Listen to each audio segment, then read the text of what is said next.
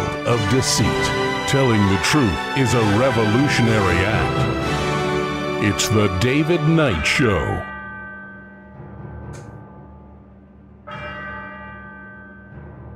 As the clock strikes 13, it's March the 2nd, year of our Lord 2026. Well, March comes in like a lion, and we got a leader who is lying left and right. Treachery, foreign and domestic, lawlessness, mass murder, coming from the emergency branch of government. This man is a one-man fourth turning, kicking off global depression and world war, folks. Who knew? Well, I think we could tell from 2020 what he was made of, what his agenda was, and now he's got the power to do it, and he's doing it. We're going to take a look at Trump's criminal, illegal, immoral mass murder. We'll be right back.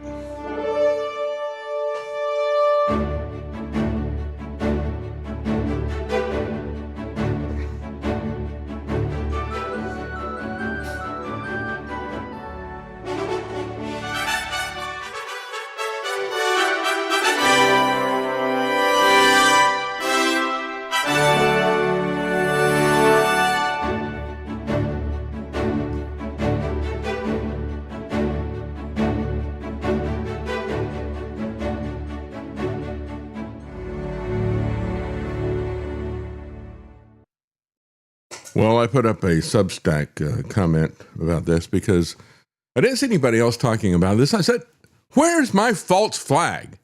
Don't I even get the, don't they even try anymore?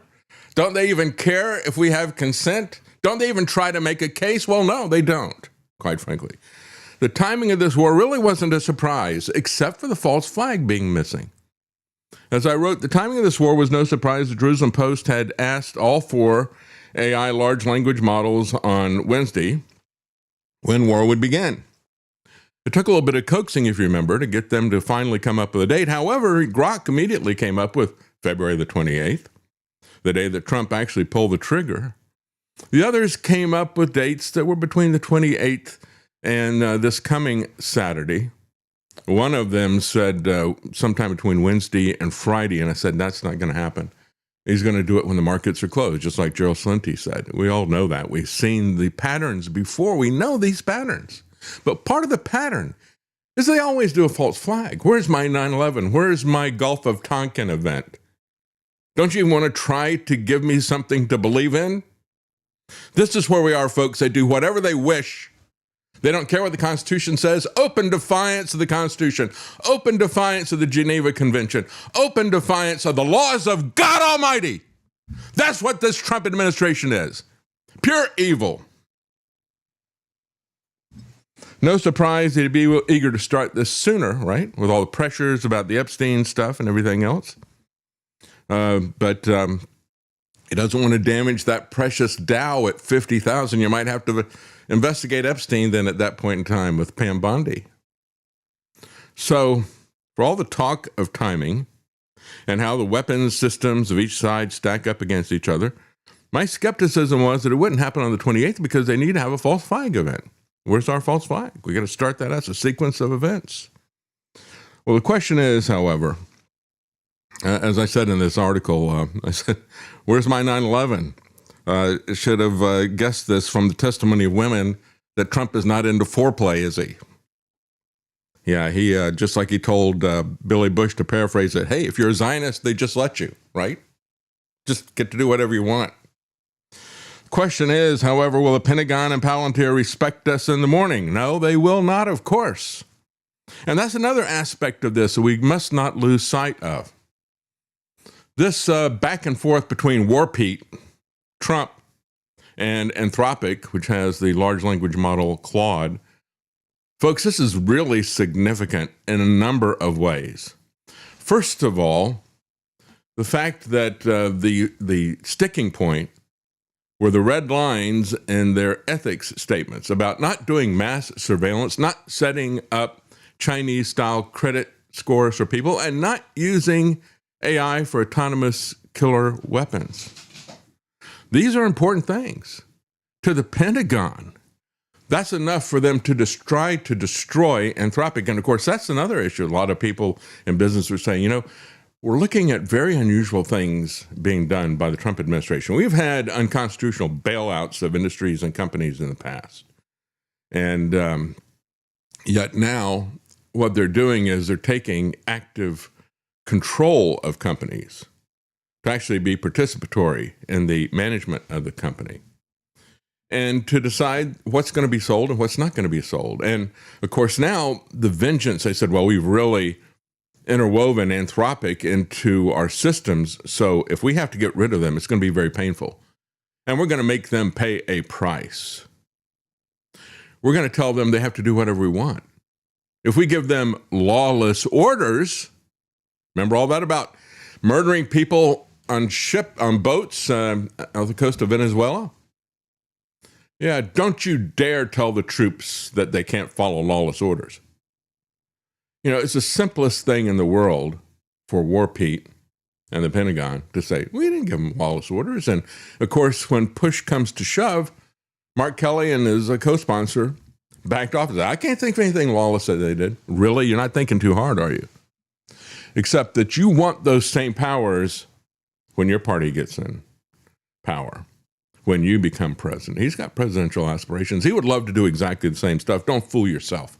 Mark Kelly is no better. If you can't find lawless actions in what was happening in Venezuela, you're just not paying attention, or you're lying through your teeth. And so they don't care about lawless actions. As a matter of fact, they want Anthropic to do lawless actions. Good for them for not doing it. And of course, Sam Altman, who will do anything to ingratiate himself, anything for money and power. He's their go-to guy. This despicable character, first time I saw him was when he had that orb thing that he came up with he invented a cryptocurrency, which had absolutely no value. And if you would voluntarily give him your biometrics by looking into this orb, what a metaphor. If you'd give up your biometric information and look into that orb, he would give you a little bit of his worthless cryptocurrency as he builds a global database of people. What an evil person Sam Altman is. He's going to make Bill Gates look good. I tell you, you just wait and see. We haven't seen the last of Sam Altman. And so what is going on with Pentagon and Palantir and these large language models is very instructive.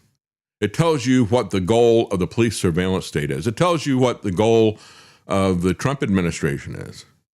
And it tells you why they are so adamant that there'll be no regulations of AI. They're coming back and saying, well, it's not about that at all. It's just that we wanted the principle that they would do whatever we to say, regardless of whether it's legal, regardless of whether it's ethical.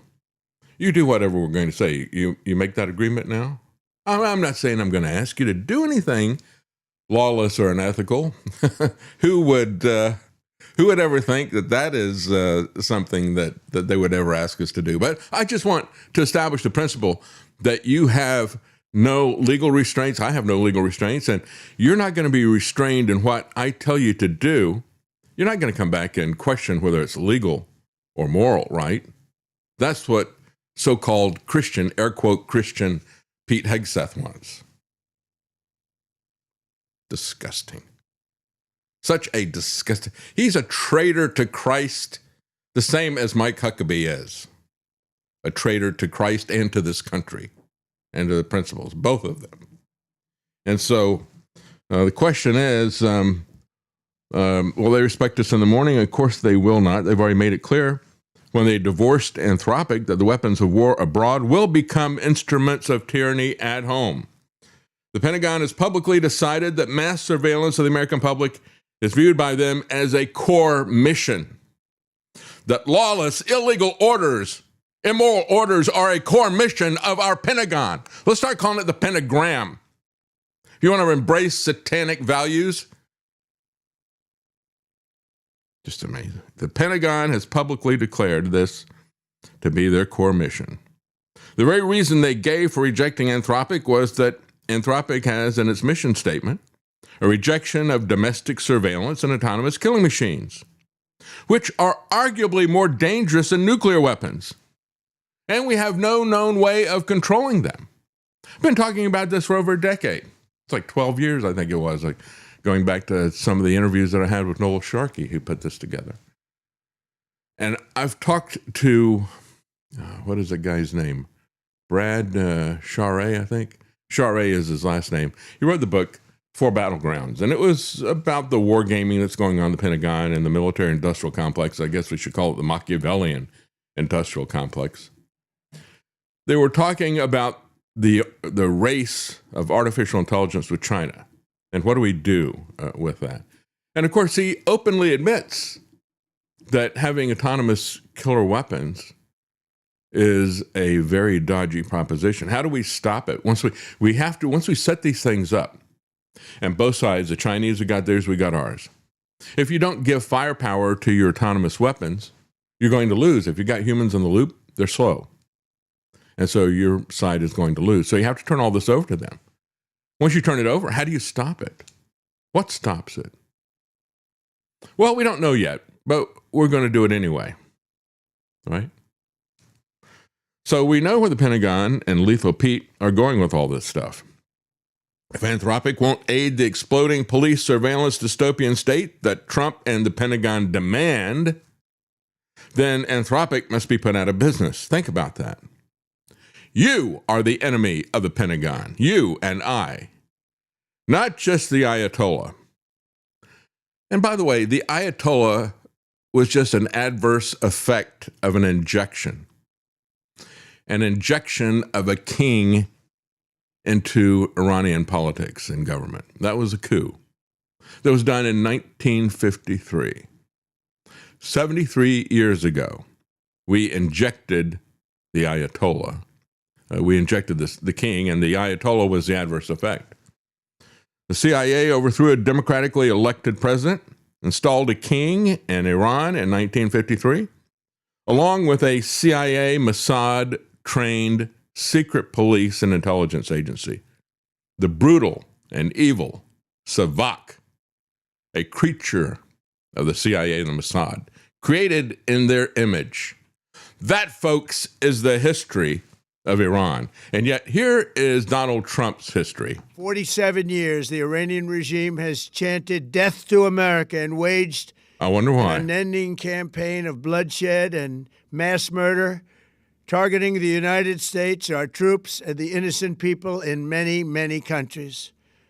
Among the regime's very first acts was to back a violent takeover of the U.S. Embassy in Tehran, holding dozens of American hostages for 444 days. In 1983, Iran's proxies carried out the Marine barracks bombing in Beirut that killed 241 American military personnel.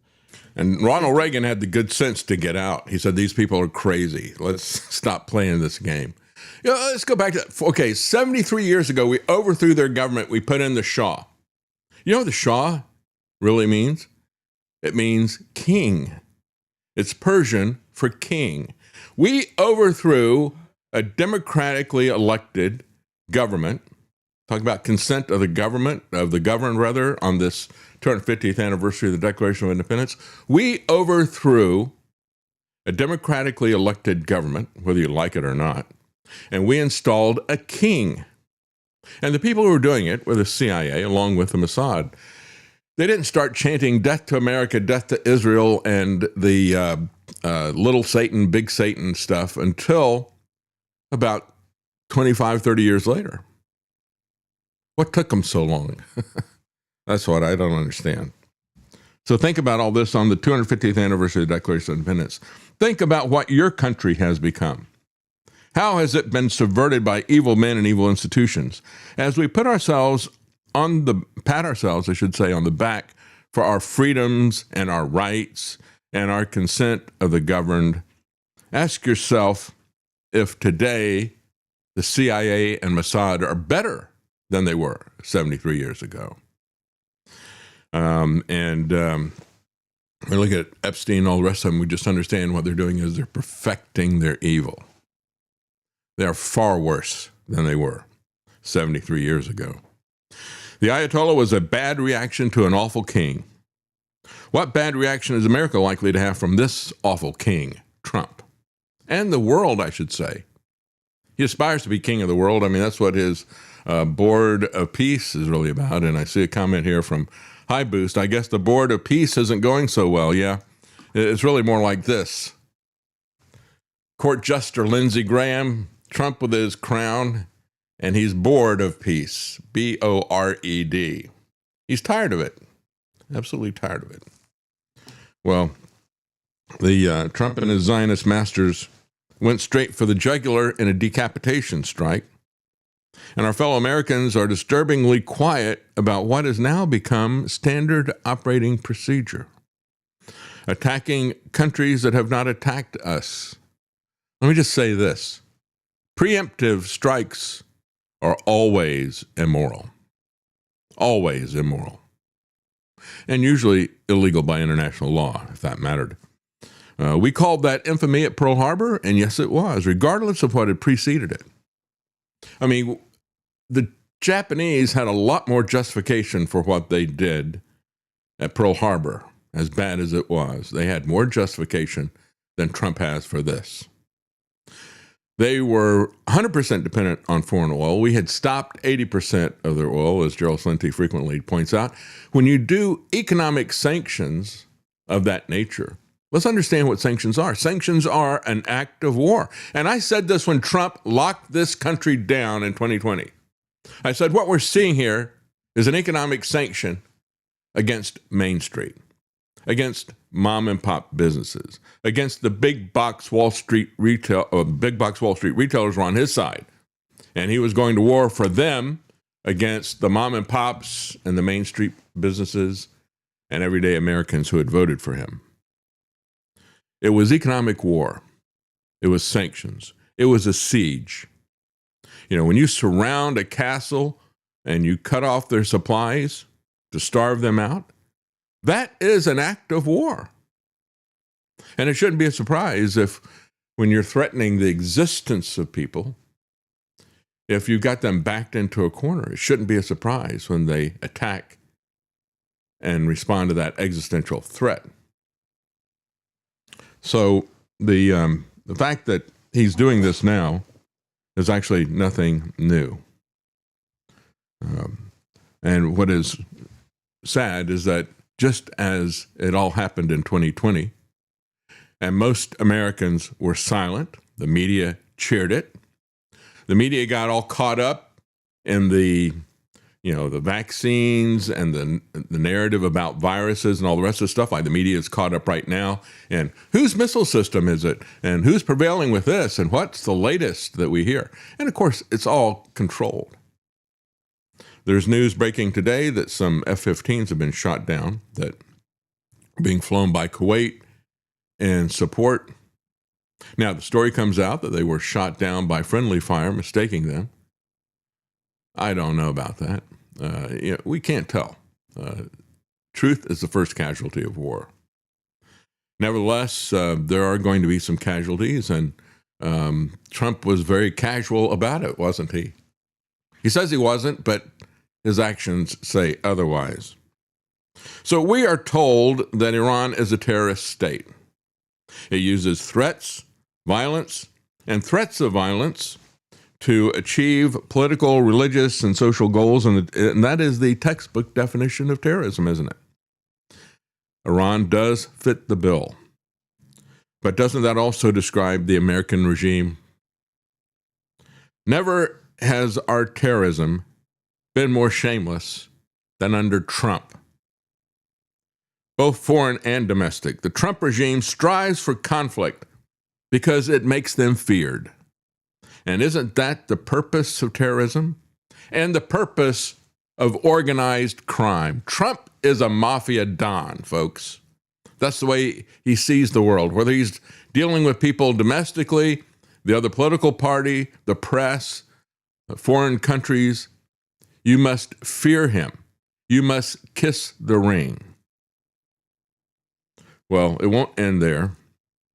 We can always dream of a better day, a better America. We can't we can dream of making America American again. We can strive for the ideals of America, the rule of law, freedom, dignity, peaceful commerce, and no foreign entanglements would be a good start. I'm not a pacifist. A just or justified war is a noble cause. Because what is it? It's not aggression. It's not attacks.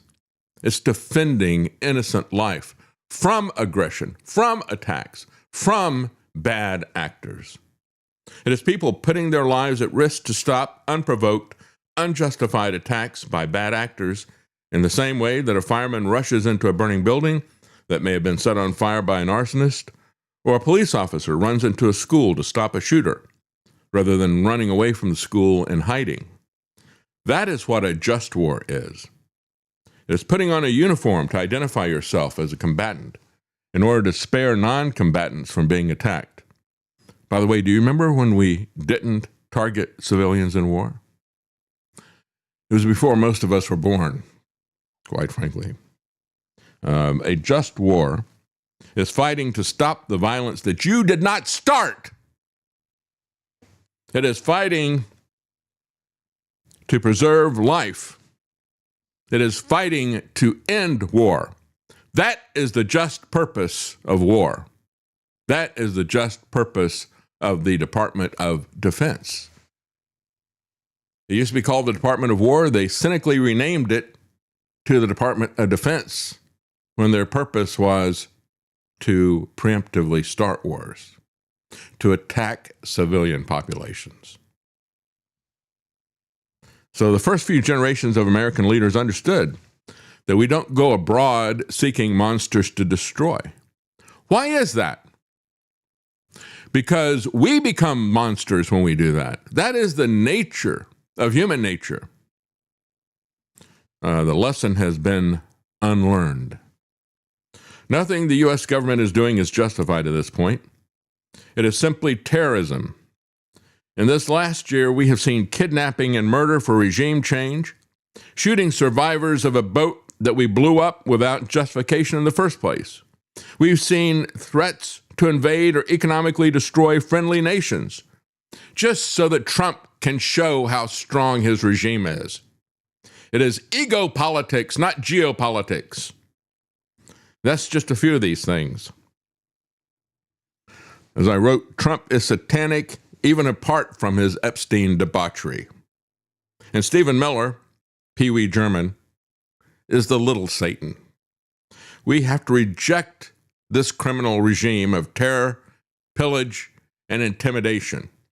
We need to remember that God is not mocked either. That one way or the other, we will reap what they sow, even if we're not involved in it. They are our leaders, and it disturbs me to see how many Americans are cheering this. USA, USA. Right now, we are sowing in order to reap a whirlwind. The Bible is misquoted by a lot of politicians to say that God will bless those who bless Israel, curse those who curse Israel. No. He was talking to Abram personally. Look at the pronouns. We had pronouns in Hebrew just as we had pronouns in Old English. You means a collection of people. The means the person, one person that you're talking to. Abraham, I will bless those who bless you, Abraham. I will curse those who curse you, Abraham. But through your seed, singular, all nations will be blessed. What is that singular seed? The Lord Jesus Christ is that singular seed. Not Netanyahu, not some political entity in the Middle East, not the Israeli government. So Lord Jesus Christ, and don't you dare substitute the Lord Jesus Christ, Israel for the Lord Jesus Christ. What blasphemy I'm seeing from these Zionist shills. I am disgusted with what I see with them. Jesus says that peacemakers are blessed. Jesus says peacemakers will be called the children of God. As a matter of fact, shortly before that, John the Baptist said to the Jews, he said, don't brag about the fact that Abraham is your father. God can raise up these stones to be his children. And God will raise up the peacemakers to be his children.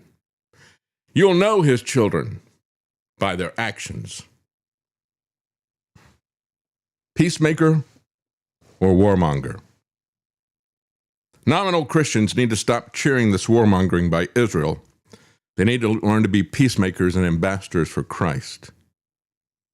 As well as Mike Huckabee, for example. He has betrayed his office as ambassador for Christ as well as ambassador for America. Folks, it begins with us. Well, I have a lot that I want to say about this besides what is going on, and we'll catch up with what is happening this morning.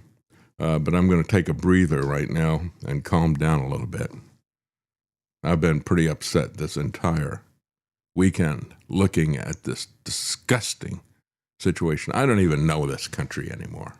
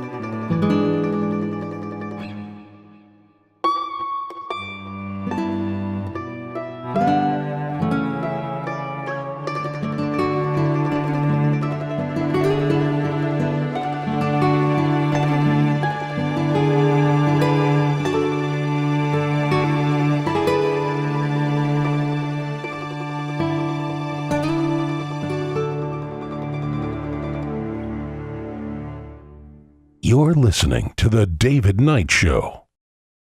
APS. Oh, welcome back. I want to talk a little bit about what's happening this morning. Of course, we have the Strait of Hormuz was closed. We've had a couple of oil tankers that have been hit. We've had a Saudi Arabian oil refinery, one of the biggest, if not the biggest in their country, has been hit with drones. Shutting the oil supply down, just closing, forget about the oil refineries and this other types of attacks on infrastructure that are happening there. Just shutting down the Strait of Hormuz is going to be more disruptive, folks, in terms of the percentage of the world's oil supply than the OPEC embargo of 1973. Do you remember that? If you're old enough, you can't forget that.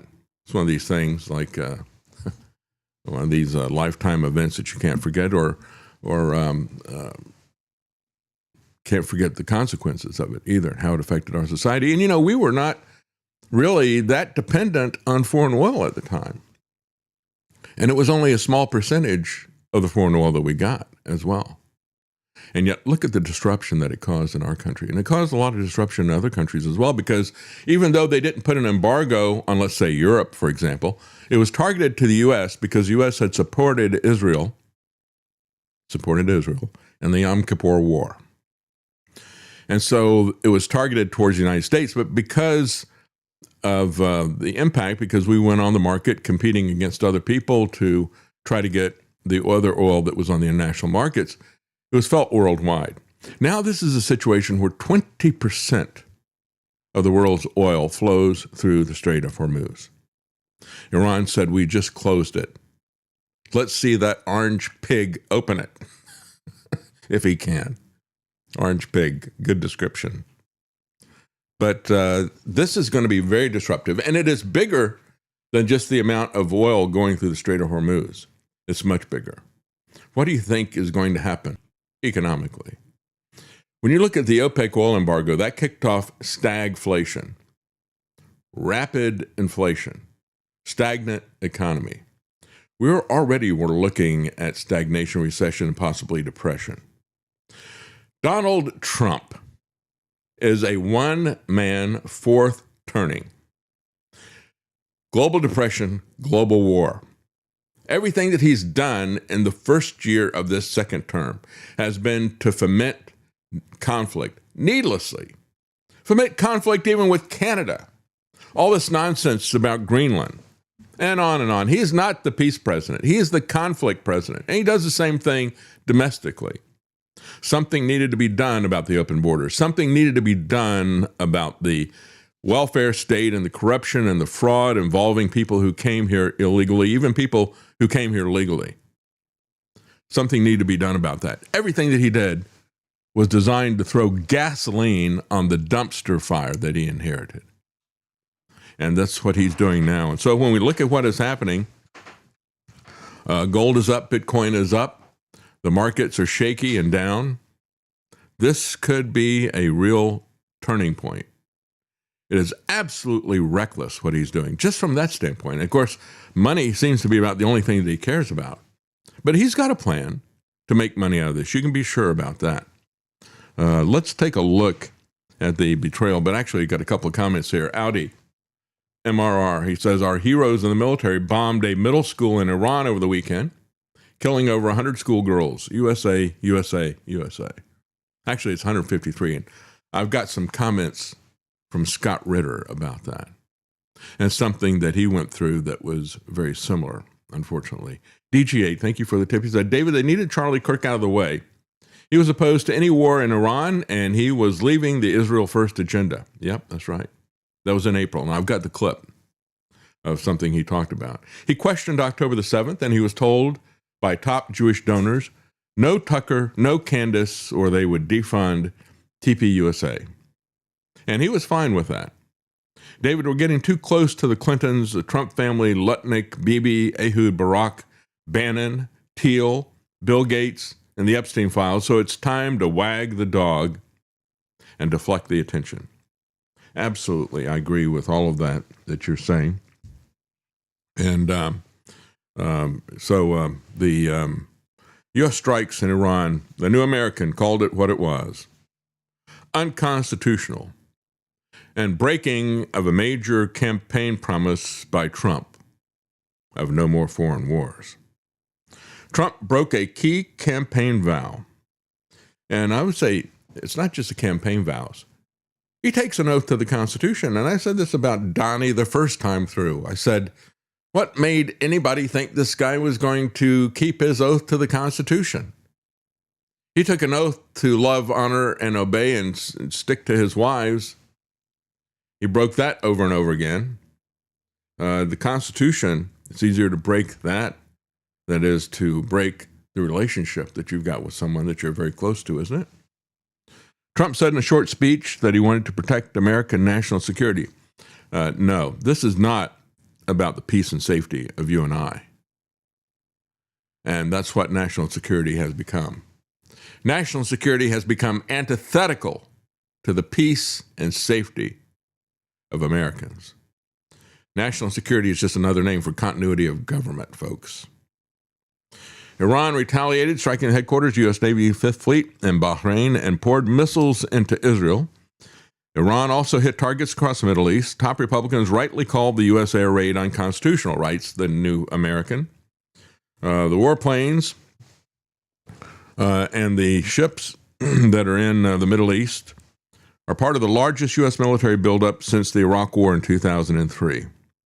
2 aircraft carriers, a number of naval destroyers, and more than 50 fighter planes. Yeah, well, how did that Iraq War turn out? There's another quixotic quest about weapons of mass destruction. You know, Iran doesn't have nuclear weapons, just like Iraq didn't have weapons of mass destruction either. And it was all based on lies from the CIA. We get lied into one war after the other, just like we were lied into a pandemic. And they use that to attack us chemically. Those missiles are scattered, and launch sites across Iran were the first targets, U.S. military officials said. Trump gave an 8-minute speech. That's it. Is that in the Constitution? Before we go to war, the president gives an 8-minute speech or something. No debate, no discussion, no vote, just attack. And that means that there is no justification. This is unconstitutional. It is illegal. And it is also immoral. Should we dare say that? You know, that's the thing that is missing in everybody's discussion. Yes, we can talk about the practicality of this. Are we going to win this, whatever winning means? You know, that's part of the issue. One of the reasons why you would have a discussion and a debate with Congress before you go to war. What does victory look like? What's the goal here?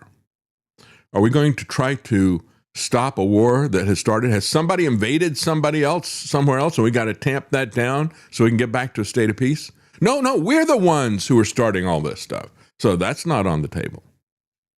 What does victory look like? So Trump says they're a vicious group of very hard, terrible people whose activities directly endanger the United States, our troops, our bases overseas, and our allies throughout the world.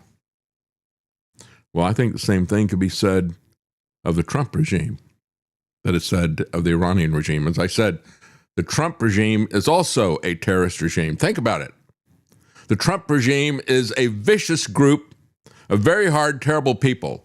We've seen it in Venezuela. We've seen it in Minneapolis. We're seeing it now in Iran. Activities directly endangering the United States, our troops, and our bases overseas, and our allies as well. Yeah, all that could be said of the Trump administration as well. Trump said the regime has chanted death to America for almost 50 years. Well, we overthrew their government 73 years ago. What took them 23 years to figure out that we're the great Satan? Hope you realize it. Anyway, his history lesson begins with the takeover of the U.S. Embassy in Tehran in 1979 and the taking of the American hostages who were held for 44 days. Well, let's talk about that. The hostages who were held for 444 days, why were they held for 444 days? Well, one of the founders of the CIA, Bill Casey, Wild Bill Casey of the OSS, that was created during World War II, then it became the CIA. Wild Bill Casey was a campaign manager for Ronald Reagan. He was the one who put together the Iran-Contra deal. Tell you what, you keep those hostages and don't release them. Even after the election, you keep them hostage. Don't release them until the day that Ronald Reagan is sworn in. If you do that, said Wild Bill Casey to the Iranian Ayatollah, he said, we will give you spare parts for all those jets that we gave to the Shah. And they did. That was the Iran-Contra affair. And what did they do with that money that they got from the Iranians? Well, they started an illegal secret war in Central America as well. That was our government 40 some odd years ago. So, let's put a little bit of context there, because that context matters. It matters how the Ayatollah got into power and why. It was blowback from what we had done. We had put in a horrific king who had a secret police and police surveillance state.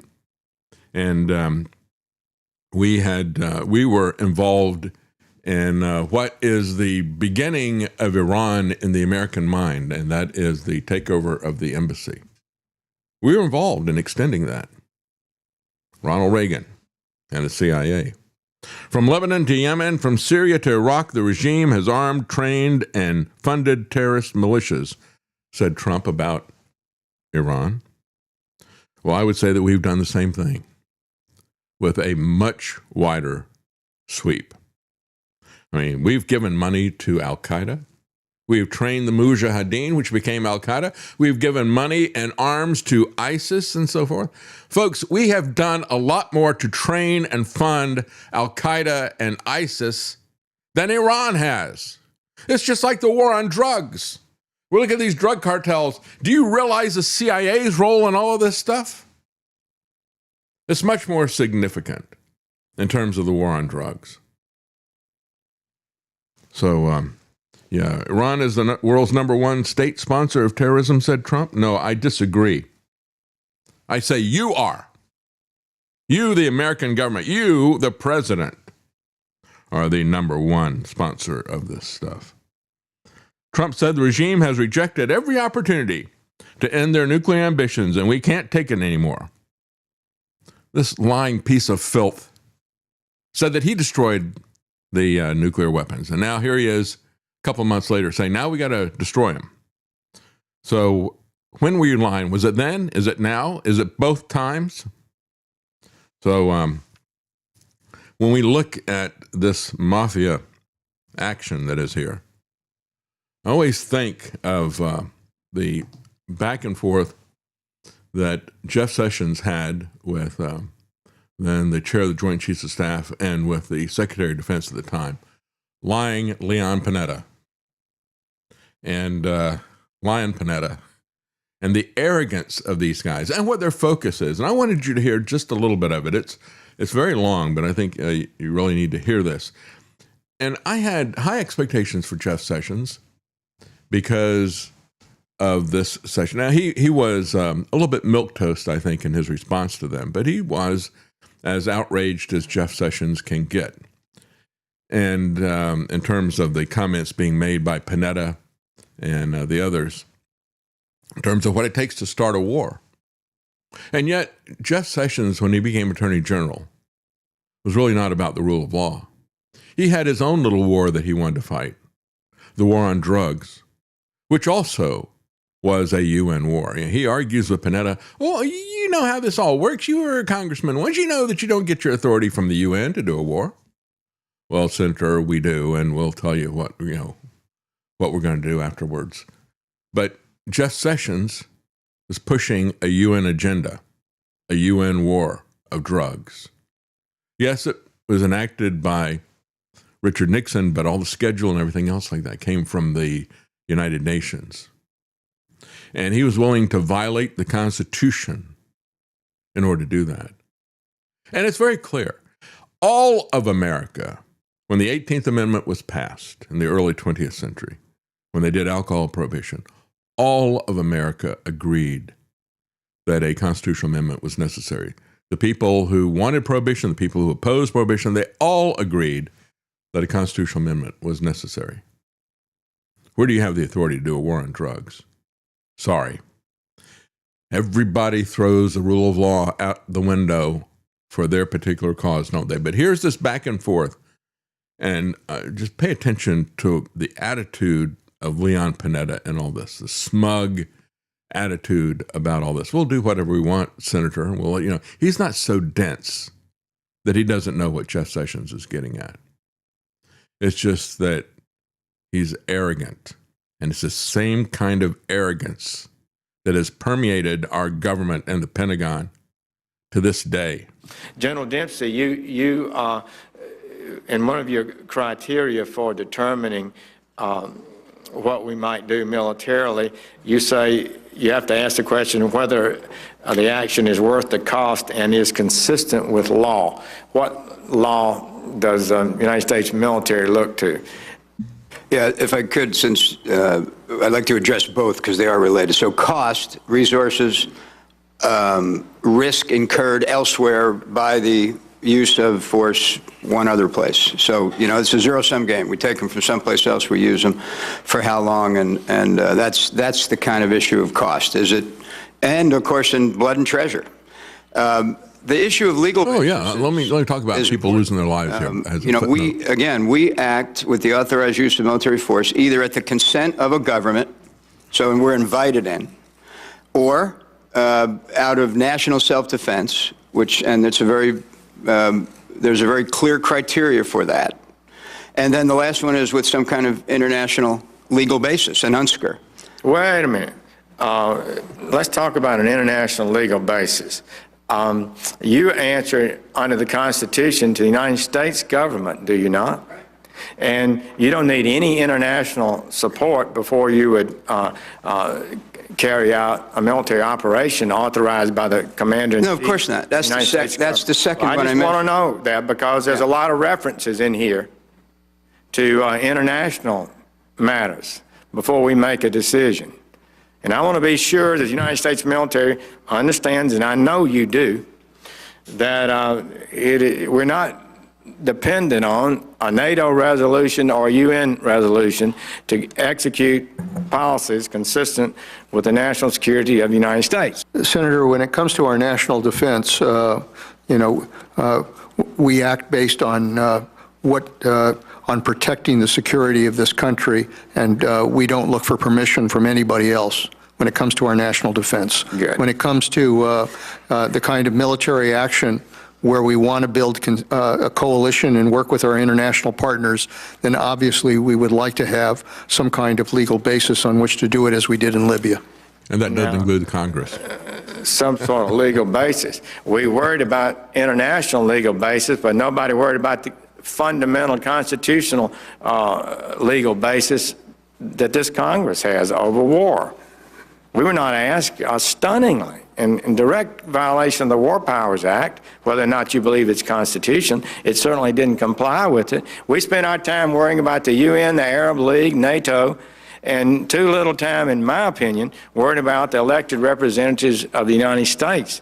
As you go forward, will you consult with the United States Congress, and can we be assured that we'll have more consultation and more participation and legal authority from the duly elected representatives of Believe me, we will. We don't, we don't have a corner on the market with regards to, issues involving our defense. We want to consult with the Congress. We want to get your best advice and your guidance. And when we take action, we want to do it together. And do you think that you can act without Congress and initiate a no-fly zone in Syria without congressional approval? Again, our goal would be We'll do whatever we want. to seek international permission, and we would come to the Congress and inform you and determine how best to approach this, whether or not we would want to get permission from the Congress. I think those are issues we would have to discuss as we decide what to do here. Well, I'm almost breathless about that, because what I heard you say is we're going to seek international approval, and then we'll come and tell the Congress what we might do, and we might seek We'll have to think congressional about it. approval. No, well, I want to just say to you, might, that's a big He took an issue. oath Wouldn't to you the agree? Constitution. You Benedetta served did. in the Congress. Yeah. Wouldn't you agree that that's would be pretty breathtaking to the average American? So would you like to clarify that? But I've also served with Republican presidents and Democratic presidents who has always reserved the right to defend this country if necessary. What entity? Well, obviously, if NATO made the decision to go in, that would be one. If we developed an international coalition beyond NATO, then obviously some kind of UN security resolution would So be the basis for a that. coalition of And this goes on and on. And you see what's happening. He clearly knows what Jeff Sessions is getting at. And he clearly is going to repudiate anything that's in the Constitution that he swore an oath to uphold as part of his taking office as a congressman, part of his taking office as Secretary of Defense. And I think he was at the CIA as well. This is under Obama. And what was the immediate issue in this was putting a no-fly zone over Syria, which is an act of war. And we had these discussions again when they wanted to put troops on the ground. Well, they did put troops on the ground, and Trump left the troops on the ground in Syria, and we had Americans killed on the ground in Syria. Nobody ever asked, why are they there? By what authority are they there? They just did it anyway. You see, Trump, Obama, Panetta, they don't care about the Constitution. They've made it abundantly clear. It has absolutely nothing to do with what they decide to do. Trump made that clear in his reaction to the Supreme Court. He said, I can do whatever I want to do. And if I want to use these against a country, I can do it. I can destroy that country if I wish. That's right, because the power to tax is the power to destroy. Just understand those taxes are not being paid by that country. They're being paid by you. Trump is destroying you with taxes.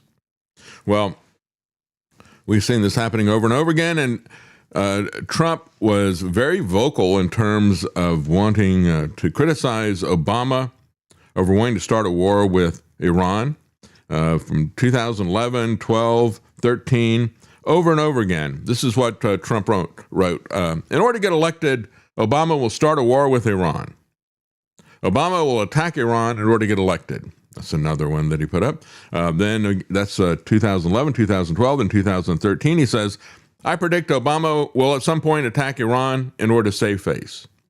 Then 2011, a couple months later, he says, remember that I predicted a long time ago that Obama will attack Iran because of his inability to negotiate properly. He's not skilled. Well, interestingly enough, Obama did not attack Iran. But by the way, in terms of this no-fly zone and troops on the ground and leaving troops on the ground, all the rest of the stuff in Syria, the way the Syrian situation went, we were flying air support in defense of ISIS. You could see it with the A-10 Warthogs that were there, the closing of that war as Assad was taken out of power. And who was that in support of? It's in support of a group where the commander had been an alumni of Mujahideen, of Al-Qaeda, of ISIS, of al-Nusra. He's calling himself something different now. I don't know. They change their name every few months, but it's the same people with the same purpose. And we were flying air support for them to overthrow Assad. Yeah, Trump has shown, when he talks about Obama's going to go to war with Iran because he can't negotiate properly. Well, Trump had already decided he was going to go to war, and he was pretending to have negotiations. And it was treachery, just like he did last summer when they did the bombing. You get the other side to think that you were negotiating with them in good faith, and then you do a sneak attack. Like I said before, this is beyond even the Japanese at Pearl Harbor. The kind of treachery, and this is going to blow back. If Trump ever wants to really do any negotiations, who can trust him when he's doing this kind of stuff? And of course, who can trust him anyway when he talks about how we're going to starve the warmongers?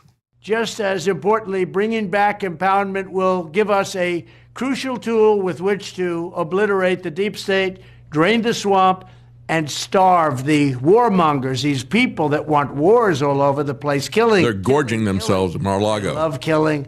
And the globalists out of our government. We're going to get the warmongers and the globalists out of our government. What a lying traitor Trump is. Jeffrey Sachs had this to say about what was going to happen with this. This has never been about nuclear weapons. This has been about Israel's regional hegemony in the Middle East. Israel wants to topple the Iranian regime, period. It has said so. This is not a mystery. This is not my claim. This is Israeli policy repeated year in, year out. The whole idea that Trump is negotiating to prevent Iran from getting a nuclear weapon, that was negotiated. Trump ripped it up. The Iranians have come back every year to say, we don't want a nuclear weapon. We want negotiations. The United States does not accept yes for an answer because it works for the government of Israel. This is the point. Why does it work for the government of Israel? It's a little hard to understand. Maybe because it's of Mike Hucklebee's parishioners, because of people who read the Bible and say, okay, that's our foreign policy. That's possible.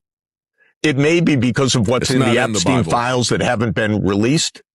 It may be blackmail. It may be corruption. It may be many other things, but it is not about America's interests. We have no interest whatsoever in going to a war with Iran right now. Yeah, if there is such a war, it's a war because Israel has told the United States what to do. And that raises a question. Why has the United States done what Israel has told the United States to do for 30 years? And I don't just mean about Iran. I mean across the Middle East. Yeah, that's right. Trump officials previously mocked opponents for wanting war in the Middle East. Well, if you vote for Biden or Lala Harris or the Democrats, you're going to get war. You know, it's kind of interesting. That was one of the things that Julian Assange said about Hillary Clinton. He said, we know that Hillary Clinton is a warmonger and a crook. He said, we don't know about Donald Trump yet. Well, it didn't take too long to find out. Donald Trump is a warmonger. Donald Trump is a crook like we have never seen before. And, of course, he tried to kill Julian Assange, he and his fellow crooks and CIA followers. To anyone who is still gullible enough to fall for scummy media hoaxes, Trump said warmongering neocon love sending your kids to die for wars they would never fight themselves. Who said that? Stephen Miller, before the election. Pee Wee German. He said Liz Cheney is Kamala's top advisor. Liz wants to invade the whole Middle East. Kamala equals World War III, said Stephen Miller. Trump equals peace.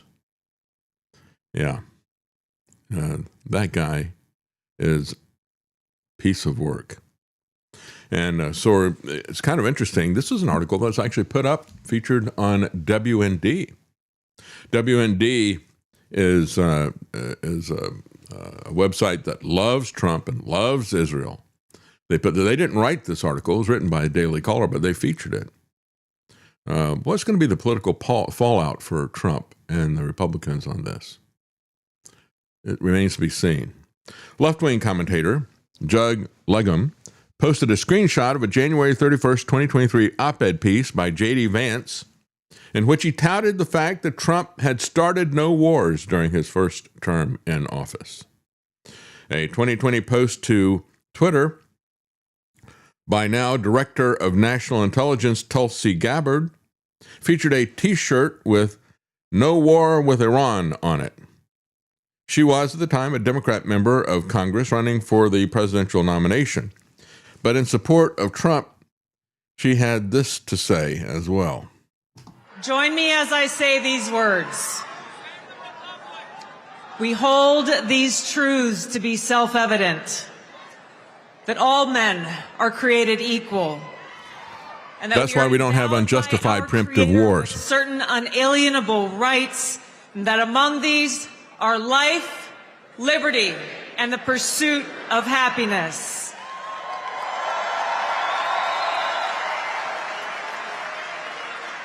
Now, this choice that we have before us is very personal to me. I'm a lieutenant colonel in the Army Reserve. I've served now for over 21 years.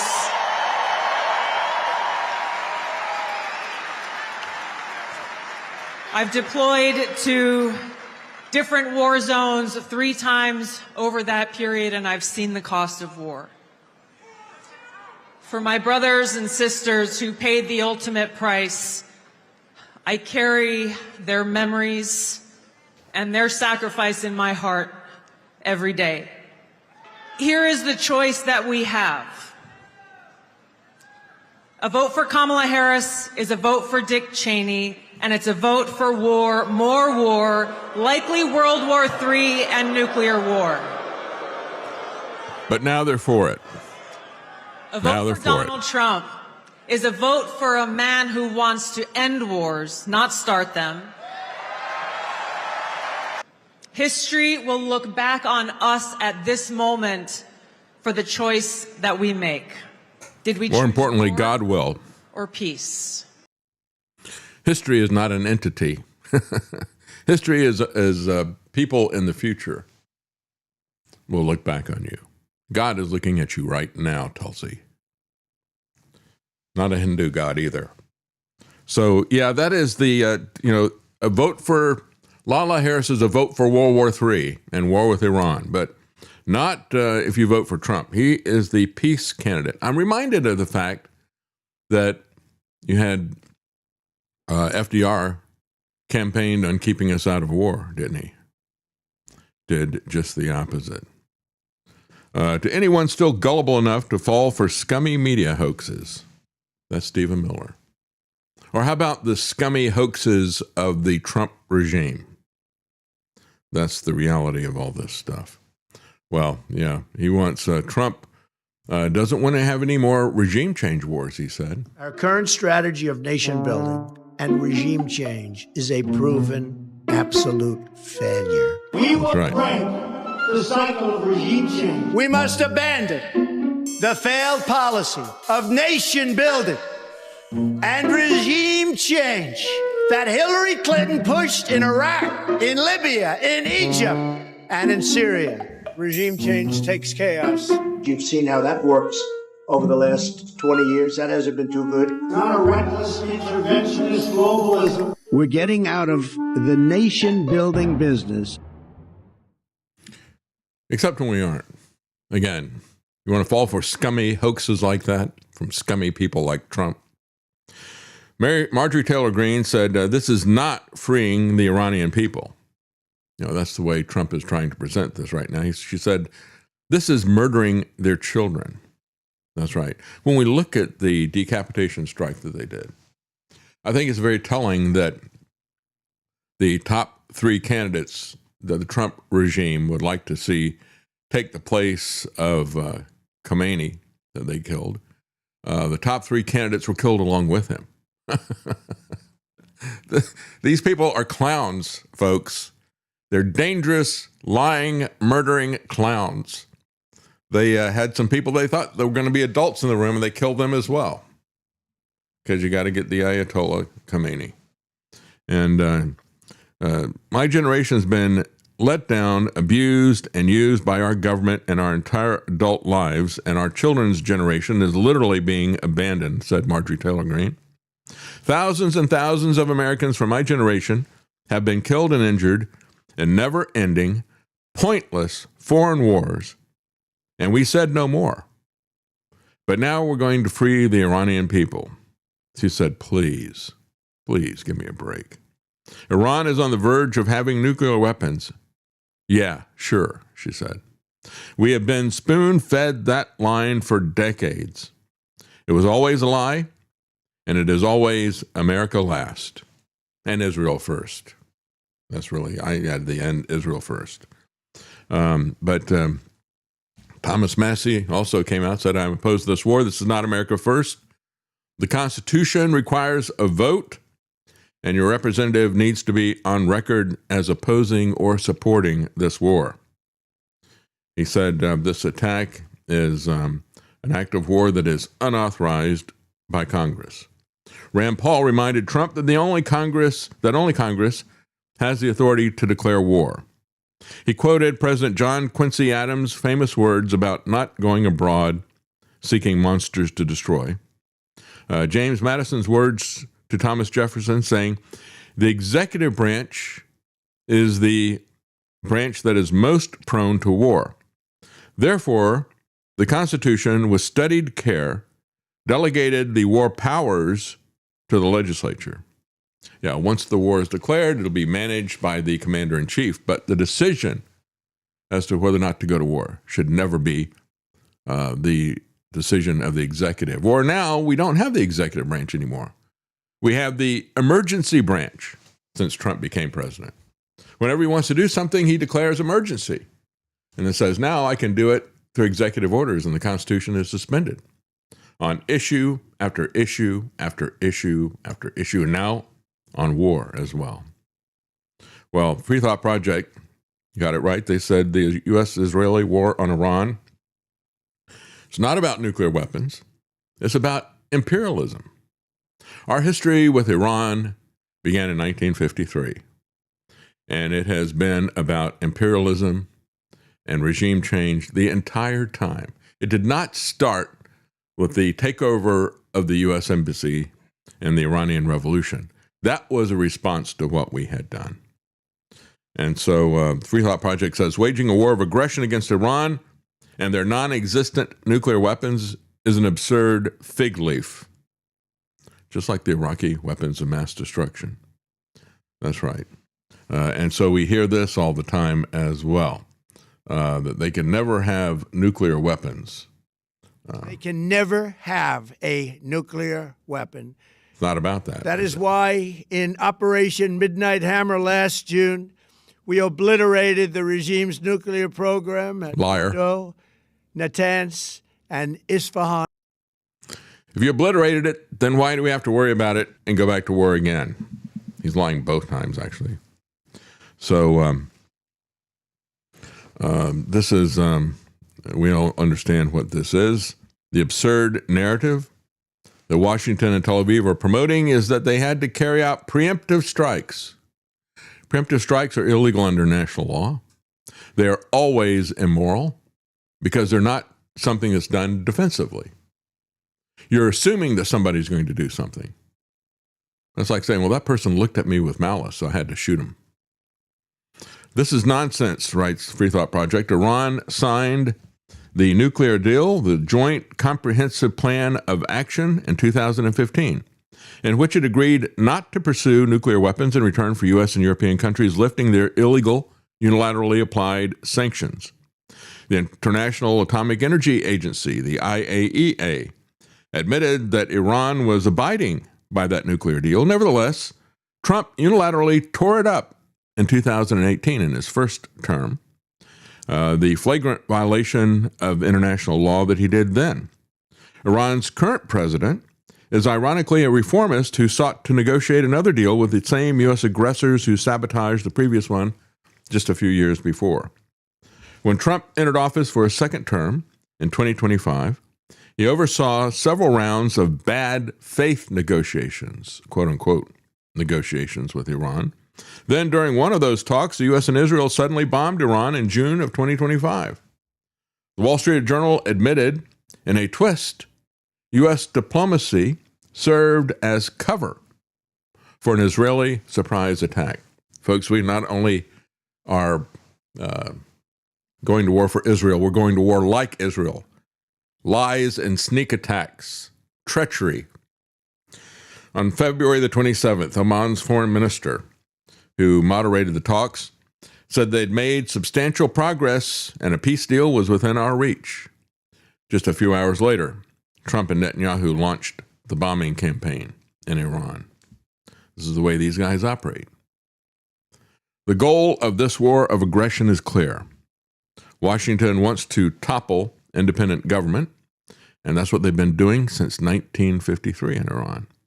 The U.S. empire, more specifically, the large U.S. corporations that it represents, want to control the plentiful resources, not only in Iran, but also in the entire region, and also in Venezuela, right? Which is home to the world's top producers of oil and natural gas, as well as critical minerals and other important commodities. Washington also hopes to cut off China's access to its top energy providers. We don't really care what happens if we plunge the world into global depression and global war, but we got to get those Chinese, right?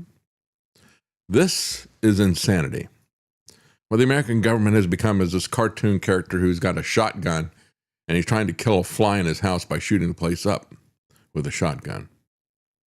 Having blasted open a vacuum, there is no guarantee that the U.S. and Israel will likely like what is going to come next. That's the headline from CNN. And as I pointed out, the top three replacements that the Trump regime wanted to take the place of the Ayatollah were killed alongside of him in that opening strike. They're clowns, idiots, evil. Khomeini's rule was marked by mismanagement, ultimately ended with one of the most brutal episodes of his trademark repression, violence that his regime meted out in order to keep power. His removal has sparked celebrations in Tehran, as well as 40 days of official mourning and huge pro-regime crowds, but also a struggle for what remains of the regime to work out what comes next. For 47 years, the theocracy was turned into an autocracy and a kleptocracy. Well, I would say it was for 73 years.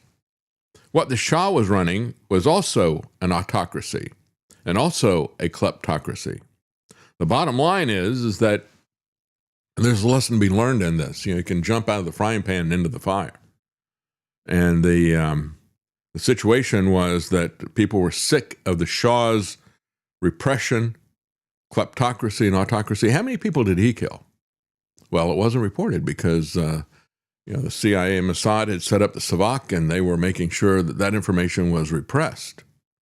I would argue that the Shah was every bit as repressive as the Ayatollah, perhaps better at it because the training of the CIA and Mossad. And so it was a reaction to that. And when they picked this other guy, he basically did the same thing to them. History lacks good examples of air campaigns that have easily toppled regimes and led to replacements that the attackers preferred. In other words, it hasn't happened. We keep doing the same thing over and over again and expecting different results.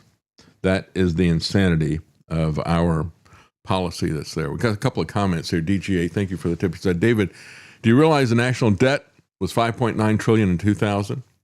Almost 33 trillion more people, 33 trillion more, and people fighting over 4 of the worst presidents in U.S. history. And it's insane. Yeah, you're right. And of course, when you look at it, not only was the U.S. debt tiny compared to what it is right now, we're about to hit 40 trillion from about 6 trillion in 25 years or so. And part of it is when you look at the amount of money that was spent in the 2000 election. Al Gore accused George W. Bush of buying the election because he and the Republican Party spent $100 million. We've got Senate races that spend more than that now. And we're probably getting there with some of the congressional races that people have had. And when you put that kind of money there, folks, that is a benchmark, a metric, if you will, of the kind of corruption that is in Washington. People aren't going to pour that kind of money in if they don't expect to get a return on their investment. And the return they get on the investment in a politician is astronomical. Usually they get $1,000 back for every dollar that they put in. It's kind of a rule of thumb I've noticed over and over again. They give $1 million to this political candidate, and they wind up with $1 billion contract with them, with the government. And so that's one of the reasons why it has exploded. It's the corruption that is there. Washington is bought and sold. It's not just bought and sold by the Israelis. It's everybody is being bought and sold there. But the Israelis just happen to have the most obviously evil agenda. They want to shut down our free speech. They want to get us involved in wars and things like that, whereas these other people are just looting us 7 ways to Sunday. Trumpburger says, I'm fully expecting a major false flag event to get the sheeple fully on board with this. Yeah, maybe they will come up with it. I guess they're going to. This is kind of what Trump does. He does whatever he feels like, and he talks about how he can do whatever he feels like. And then if he has too much pushback, then he will address it. Then he'll go to court. Then we'll deal with the after effects of this afterwards. So maybe that's why they skipped what is usually the prerequisite, a false flag event. The false flag may be still coming. May still see our false flag event in order to try to build support for something that he doesn't have support for and should not have support for. We're going to take a quick break, folks, and we'll be right back.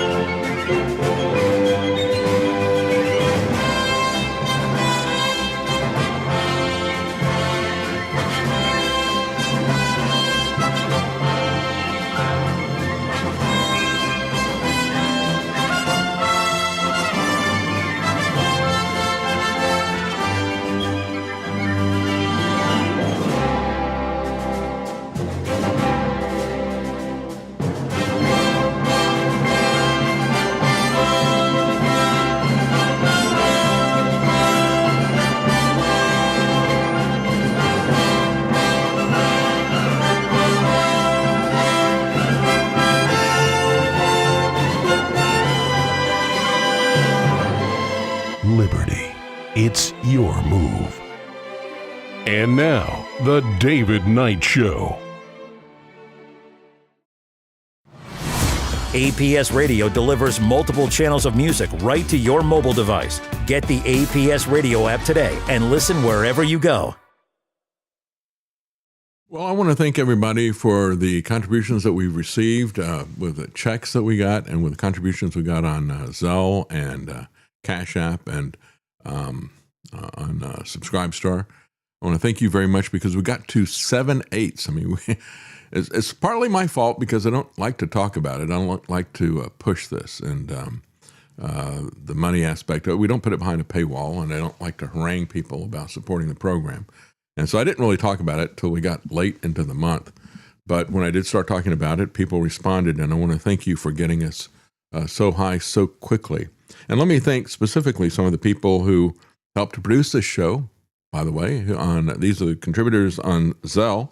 Alex C., Daniel C., Sally D., Lois I., Matthew M., this is Michael M., Mitchell M., Lisa K., Susan L., Bianca S., Kimberly M., Amy B., Joseph R., Carl H., Alexander W., Gregory C., Adam D., Michael P., William W., Susan L. again, Gregory I., Terry M., Craig M., Scott W., Janice W., Ryan F., thank you very much, and who is a big supporter of this program. He has supported us with the coins that we have, and we have not put together a new commercial for those yet, but that'll be coming out real soon. Michael L., Kevin M., Ronald H., Maurice W., Craig M., and William W. Thank you so much for your support. I really do appreciate that. All of us do here. And I want to talk a little bit about the horrific consequences that we have already seen as this war has just started. We're talking earlier about the women who were killed, the girls who were killed in elementary school. Why would we be surprised when we look at what Jeffrey Epstein, Mossad, and the CIA did to girls before? This is par for the course, evidently. The Iranian state media says more than 100 students have been killed. Actually, 153 girls killed in a strike on a school. At least 153, almost all of them young girls, have been killed in an airstrike at a primary school, according to the city's governor. Happened on Saturday morning, right off the bat. The victims were between 7 and 12 years old, just like the victims of Epstein, the CIA, and Mossad.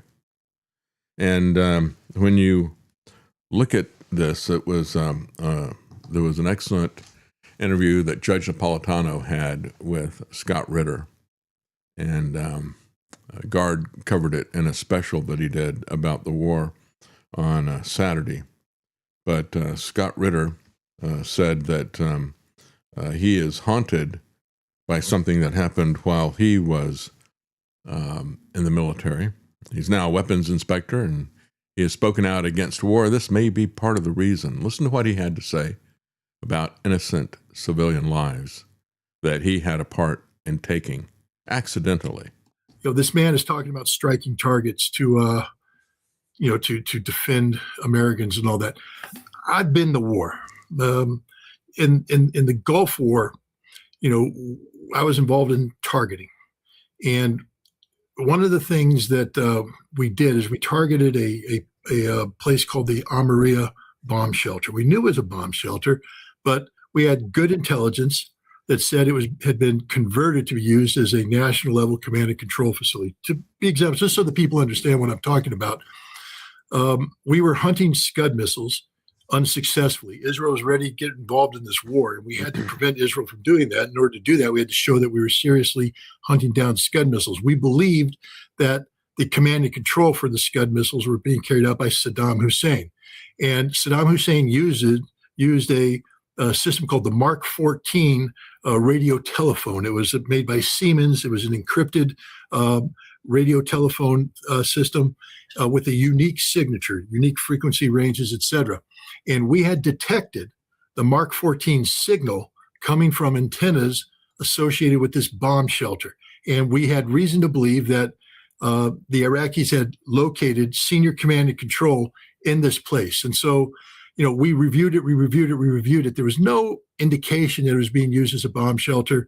I helped pick the impact points, and my job was, when the mission strike came back, to look at the photographs to determine whether or not we did it. And I know that we had to put 2 GBU 28s through the same hole to achieve the result. And we did it. We destroyed it. And I signed it off as destroyed, and I was feeling pretty good. A little while later, CNN came on, and we found out that we had hit a bomb shelter and 408 women and children were dead, killed. The most horrible kind of death. When the first bomb went in, it created fire that trapped them. Neighbors could hear the women and children screaming, trying to get out. The second bomb came in, ignited, and it boiled. The firefighters were putting the water in, and all of these bodies got turned into fat. That's what happened there. And there's not a single day,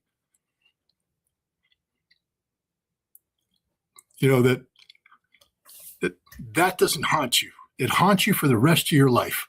We have hit 2 children's schools. We have bombed 2 children's schools.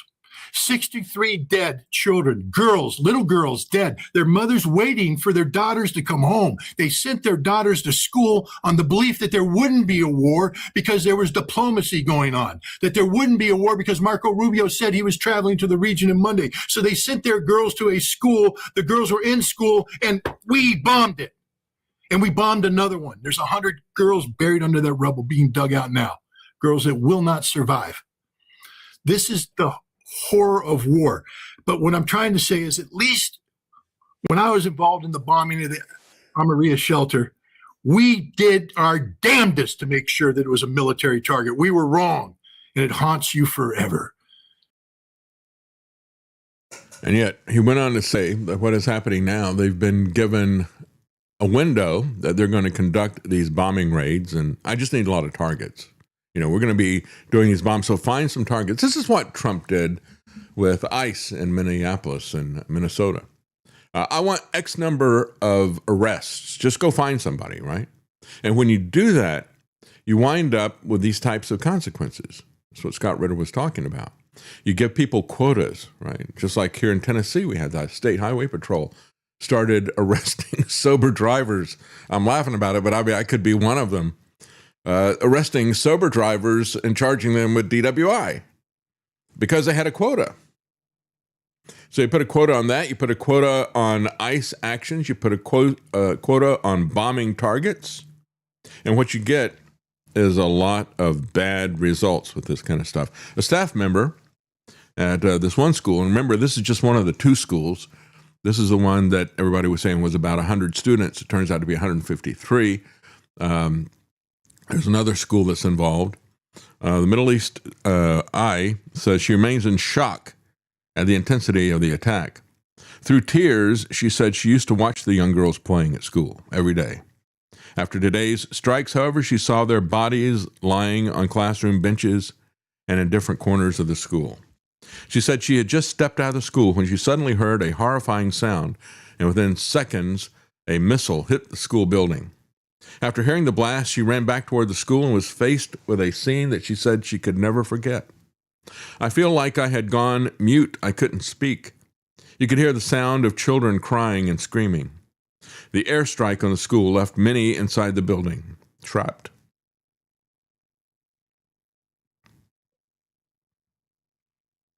There were 170 female students at the school at the time of the attack. 153 out of 170. Did a great job, didn't you guys? Good job. USA, USA. Lethality is what Pete Hegseth is about. Not legality. Not morality. Lethality. 153 out of 170 students. We got them. Good job, Pete. That's exactly what you're about. Just amazing to me. Dozens of innocent children have been murdered at this site alone. And this is just the start. As of Saturday, 201 people have been killed in Iran, 747 wounded, said the medical sources there. And then we've had 3 Americans. Does Donnie care about them? I don't think so. 3 American service members killed in action during Operation Epic Fury. As Guard Goldsmith called it, epic folly. That's right. Likely many more, and they won't be telling you as all of them are killed. The situation is fluid, said the Pentagon. U.S. Central Command reported on Sunday morning that 3 U.S. service members in Kuwait have been killed in action during Operation Epic Fury. It was reported further that additional service members have been, 5 of them have been wounded seriously. Several others sustained minor shrapnel injuries and concussions. And it goes on and on. Meanwhile, you have these articles about Barron Trump making eyebrows with his fashion choices as he attended the State of the Union. Can you imagine? He goes to State of the Union in a blue tie instead of a red tie. And this is what they are talking about on the Mirror. And the fact that he doesn't know how to tie a tie properly, according to them. This is the concern of the elite. Barron wore a blue tie instead of red. Doesn't he want to be the Red Baron? Curse you, Red Baron. This is Roman Emperor style decadence, folks. It truly is. My administration has taken every possible step to minimize the risk to U.S. personnel in the region. Even so, and I do not make this statement lightly, the Iranian regime seeks to kill. The lives of courageous American heroes may be lost.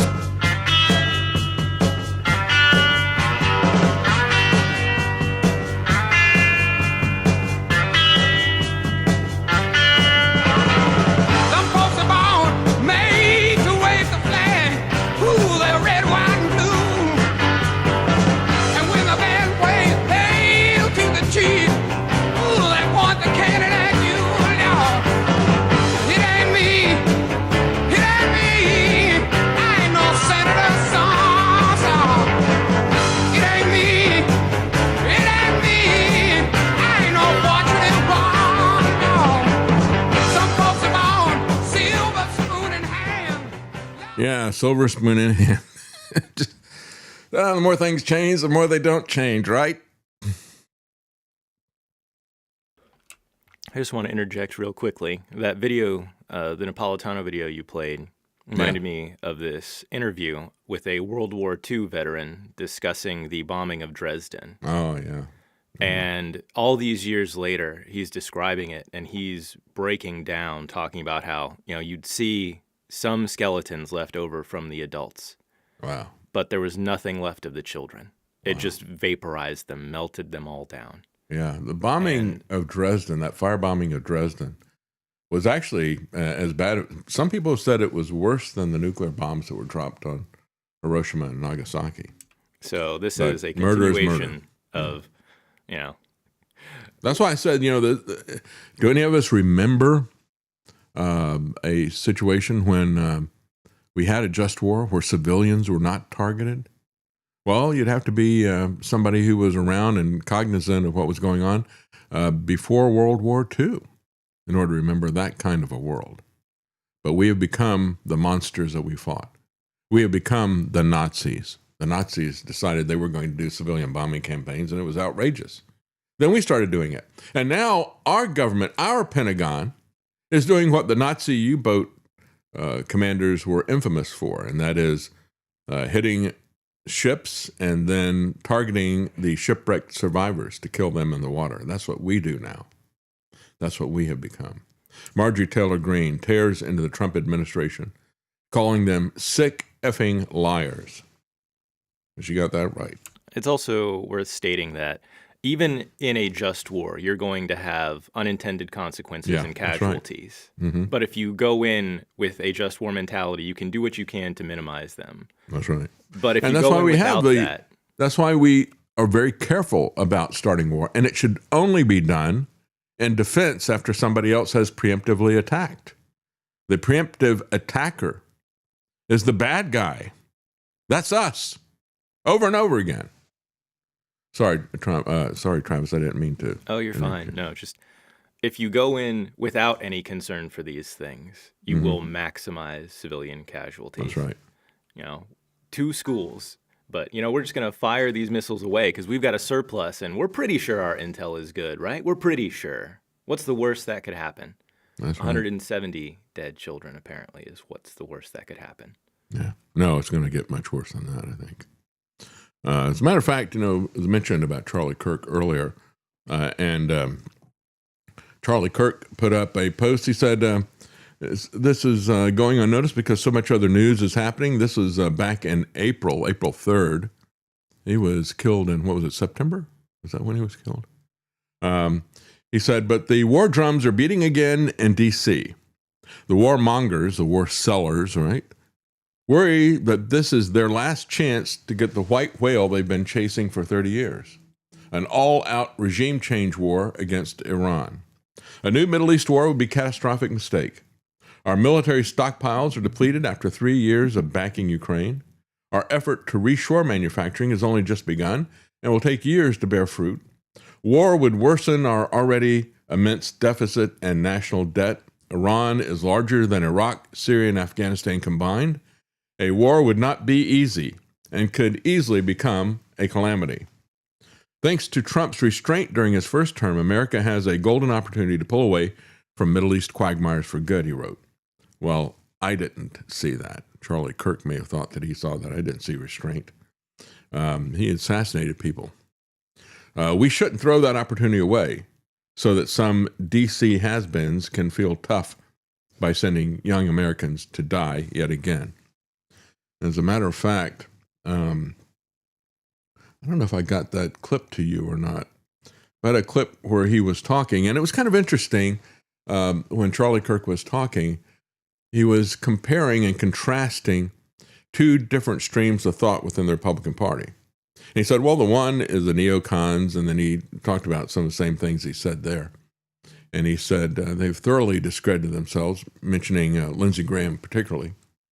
And then he said, and then the other strand is the isolationists like Ron Paul and so forth. And I looked at that and I thought, it's really not. He says, I understand it's kind of a pejorative term to call people isolationists. And it is. Ron Paul is not isolationist. Ron Paul is a non-interventionist in the mold of the first several generations of American leaders and founders who understood that we don't want to have foreign entanglements, who understood that Europe is in a constant state of war, who understood that if we go abroad to fight monsters, we become monsters ourselves. And so he said, well, we really ought to go back and take a look at this isolationism, because he said neocon is something that has completely discredited itself. And think about that, right? Neocons are not conservatives. They are neo or new conservatives, a new kind of conservatism. Conservatism, it wasn't just Ron Paul. It was a lot of people in the Republican Party going back opposing our involvement in World War I and World War II. And so they were the non-interventionists. And it is the people who have now become the leaders of the GOP that are the new version of conservatives who want to reject the American values. But what I thought was interesting was nowhere in his discussion of all this stuff did morality play a point. Now, what is the morality of what we're doing here? You would think that Charlie would reflect on that, and I think we better reflect on that, because this country is circling the drain. And this is, Pete Hegseth wants to make sure they don't have any drag queen storytime hours and stuff in Pentagon schools. I'm all for that. But this is just as troubling and just as corrupting when you look at this. You want to be pro-life? Save babies from being ripped apart by a surgeon's scalpel? Well, how about being pro-life and save them from being ripped apart by firebombs as well? So Marjorie Taylor Greene also mocked a post from the GOP that propped up Trump and Vice President J.D. Vance as the, quote, pro-peace ticket. I've said over and over again, they just keep misspelling peace. It's P-I-E-C-E, right? They want a piece of that country and a piece of that country and a piece of this other one. They want the oil fields in Syria. They want the oil fields in Venezuela. They want the oil fields in Iran. The Trump administration, she said, actually asked in a poll how many casualties voters were willing to accept in a war with Iran. Think about how cynical that is. And consider the fact that they will move heaven and earth to keep you from finding out what the real casualties are. So she said, how about 0, you bunch of sick effing liars? We voted for America first, and we voted for 0 wars. Well, John Bolton laughs about that.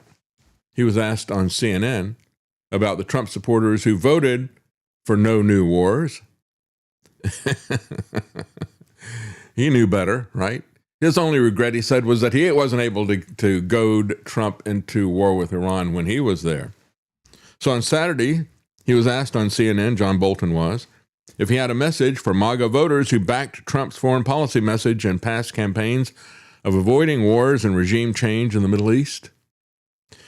He chuckled and told voters that they made the mistake of thinking that Trump has any sort of foundational philosophy at all. Yeah, he doesn't have any moral compass, and he'll never tell you the truth. By the way, did he really deceive you? I mean, he had already assassinated like the number 2 guy, the top military leader, in his first term. Why would you be surprised after what he did in his first term abroad, as well as what he did here domestically with the so-called pandemic? Why would any of this stuff that he's doing surprise you? It's all an extension, a continuation, an enlargement of what he did the first term. Why would you ever support somebody like this? You know, all these people say, I voted for this. It's like, you sure did, unfortunately. Anyway, Bolton went on to say, well, I think they made the mistake of believing that Trump had a consistent philosophy, a national security strategy, and a policy which he doesn't have any of that. And that's why I say he's not playing 3D chess. He doesn't have any geopolitical strategy. His strategy is ego-political. Politics are about his ego. He has to make people fear him. And to do that, he threatens, he terrorizes, and he creates conflict everywhere. He is a terrorist. Well, the regime was scalped, they said. First 30 seconds, and they took out the top guys, including the people that the Trump administration wanted to replace the Ayatollah. They took them out as well. And of course, how was this done? Well, the CIA tracked him. And you know, this also included Palantir. And it would also include Anthropic, which is the other thing that I want to talk about before we run out of time today. I want to talk about what is going on with the large language models and how the Pentagon and the Trump administration wants to tie artificial intelligence and all this stuff. Folks, this is your dystopian nightmare that they're putting together here. They want to go to war with the American people. They want to create mass surveillance, a credit system as the Chinese have, a system of censorship. Look at how much Trump hates free speech. And of course, that was another one of the lies that Tulsi Gabbard said when she was campaigning for him. Now, Trump was all in favor of free speech. Have you noticed how he sues and tries to put out of business major networks if there's a story that he doesn't like? How he sues the Wall Street Journal for $10 billion and the BBC for $10 billion because he said they defamed him, or they didn't edit this properly, or they showed the Jeffrey Epstein birthday card that he said was a hoax, and it wasn't. A vote for Kamala Harris is a vote for censorship and a complete erosion of our fundamental and constitutional rights and freedoms. A vote for Donald Trump is a vote for someone who will defend freedom and every one of our God-given rights that are enshrined in the Constitution and Bill of Rights.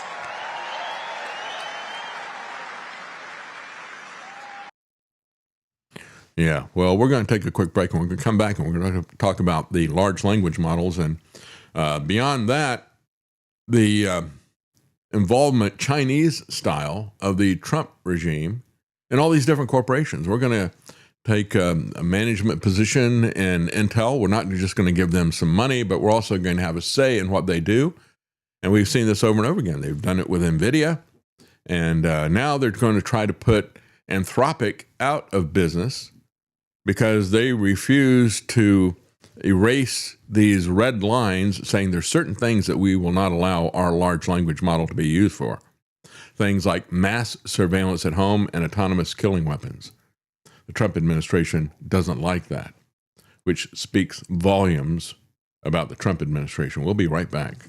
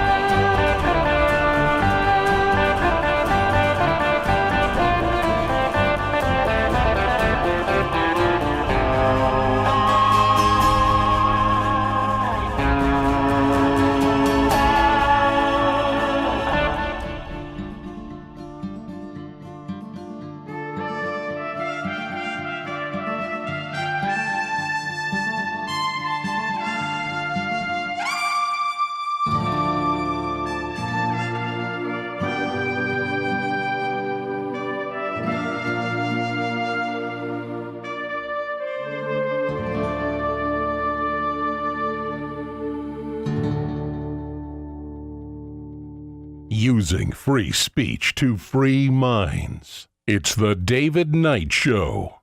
Elvis. Ladies and gentlemen, the Beatles. And the sweet sounds of Motown. Find them on the Oldies channel at apsradio.com. Well, looking at the price of gold this morning as the show was starting, it was up to $53.62. Of course, a few days ago, they were saying, well, we think it might get up to 52 or something. It's blown through that. It's now fallen back down to 53.07. But still, if you want to have something to help you weather the coming storm, I would suggest that you start trying to get some of your money into gold at least. And you can do that going to davidknight.gold. That'll take you to Tony Arterburn. Tony must be having yet another one of these days. I hope the guy weathers this without a nervous breakdown. I mean, when you look at the environment that he's got to operate in, the massive price swings that are going up, and even if it's mostly going up, it's still a very difficult thing for him. So anyway, but he's able to handle it. And a large reason that he's able to handle it is because of the people who are gradually accumulating, wisely accumulating gold and silver at Wise Wolf, doing it through the Wolf Pack, where you can buy a little bit on a monthly basis each month.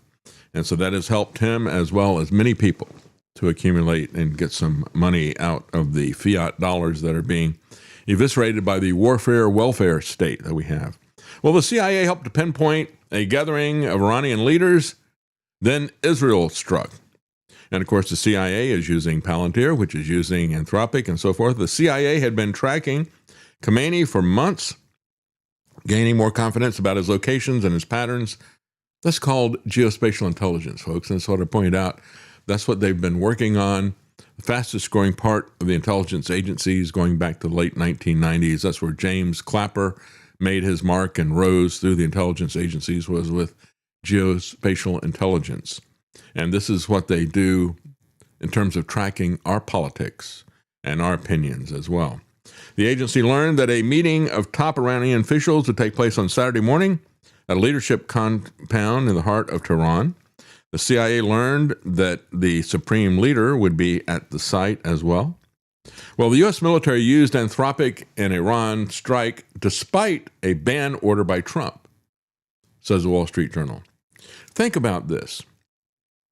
And all the lead up to this, War Pete went on the warpath with Anthropic because they said, we've got some standards and we don't want our system to be used for this and this. And he goes, you'll use it for whatever we want to do, right?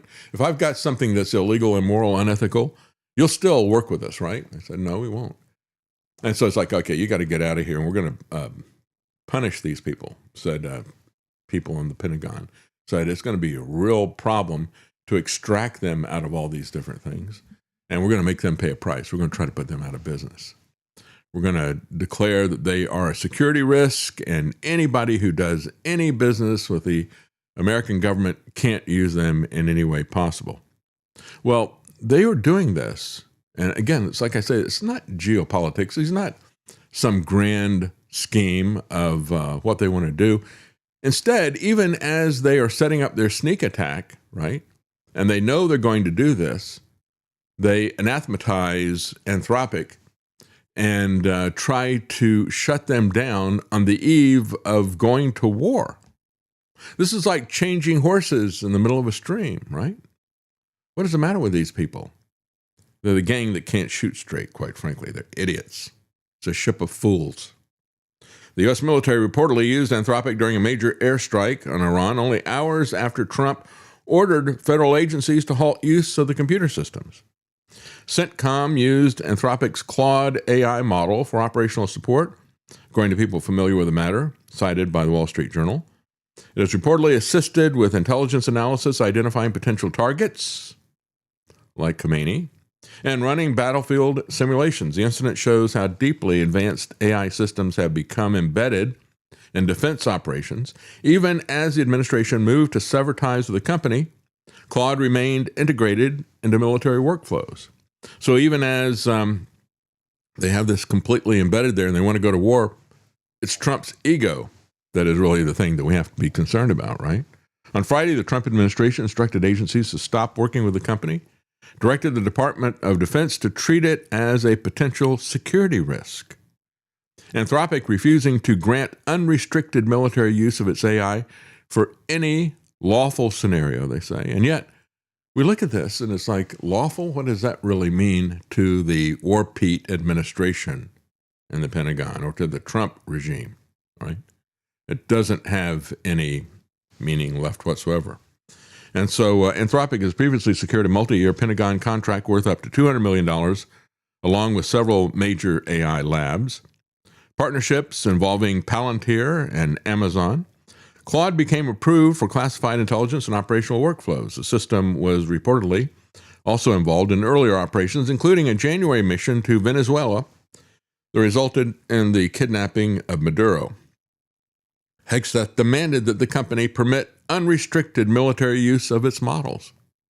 The Anthropic CEO rejected the request, describing certain applications as ethical boundaries that the company would not cross. Nothing bothers War Pete more than when somebody says, don't follow illegal orders, or when somebody says, don't use my product for mass surveillance of Americans. Don't use my product to power autonomous killing machines. That's the kind of stuff that bothers him. Does it bother you what this guy's mentality is? I tell you, I've seen a lot of secretaries come and go with the Department of Defense. Pete Hegseth is absolutely the most criminal of any of them. He's worse than Lion Leon Panetta. He really is. He's of the same cloth, quite frankly. There's no ethical boundaries that he isn't demanding that people cross. And so he goes to the most unethical of the Silicon Valley technocrats, Sam Altman, and they set up a deal with OpenAI. And so in an interview on Saturday, the Anthropic CEO said he opposes the use of its AI models for mass domestic surveillance and for fully autonomous weapons. So therefore, the Pentagon, not just ICE, but the Pentagon is part of the domestic police state, right? Remember when Obama was suspected of this? And now while Trump is doing it, right, we said Alex Jones did 4 documentaries about police state USA and the Obama deception, all the rest of the stuff. But now that Trump is actually putting this into place, wants to use the Pentagon and use artificial, this is what they're so focused on AI about. Remember, I said this from the very beginning. I said the most dangerous part of AI is mass surveillance and the intelligence that they can glean by looking at you, the way they can analyze this and figure out what you're doing. But there's another aspect of this, and that is the fact that Anthropic has been banned from federal government contracts. This is Reason looking at the business side of this, the unprecedented nature of the U.S. government in a fit of ego of the Trump administration. Again, ego politics, deciding that in the same way, if he doesn't like what Canadian mayor does, he wants to put massive tariffs on Canada. You know, this is his kind of reaction. You don't bow the knee to me, I will destroy you. Kiss my ring. Kiss my foot. Get down on the ground. This guy is a tyrant, a dictator, unlike any that we've ever seen in the office. We've had other people like him, but they try to hide it. Trump doesn't. He revels in it. So he's banned all federal agencies from working with him. And again, the $200 million contract is chicken feed. As I point out, it's only about 1.5% of their gross revenue. But once he puts this out and bans everybody else, if they have any interaction with the federal government, in other words, you're going to choose to work with the federal government or you're going to work with Anthropic. You can't do both, according to Trump. That's going to hurt them significantly. You know, the direct contract that they have is only 1.5% of their revenue.